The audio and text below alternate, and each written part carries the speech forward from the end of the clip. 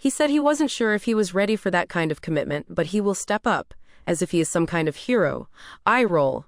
I called him a coward and told him that he should stay with his parents until I am ready to talk to him. I didn't want to say anything about the divorce papers because I didn't know what his reaction would be, but he will find out soon enough. I also showed my mother-in-law the text from my father-in-law, and her face was like a storm cloud. I don't know what will happen there, but I am sure it will be bad. For now, I am exhausted and just want to curl up and cry. My best friend has said she'll spend the night with me and we can watch silly movies. I have also made an appointment with a therapist for next week, but for now I just need to rest. I am exhausted and devastated that my marriage has come crumbling down. Sorry for the sad ending, everyone. Overall, everything has settled a little bit. In good news, I had a scan with the doctor. My mother-in-law attended with me, and the baby is happy and healthy. I finally found out the gender. I am having a little girl. I am over the moon. My Mill was a gem and was so touched that I had included her in the scan. She is very excited to be a granny. On that note, my mother-in-law organized a family lunch a couple of days after the scan.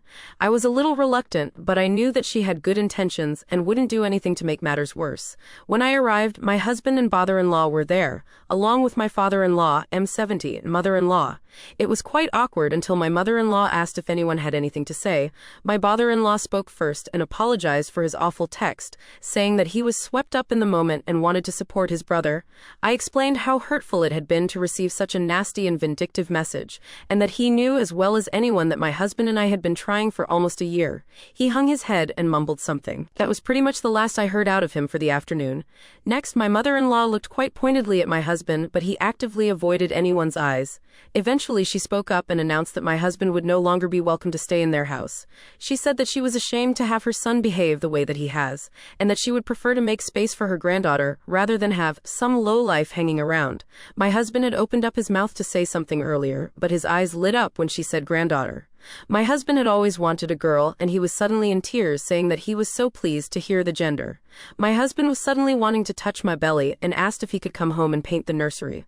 I told him in no uncertain terms that he was not welcome and that he had destroyed any trust I had in him.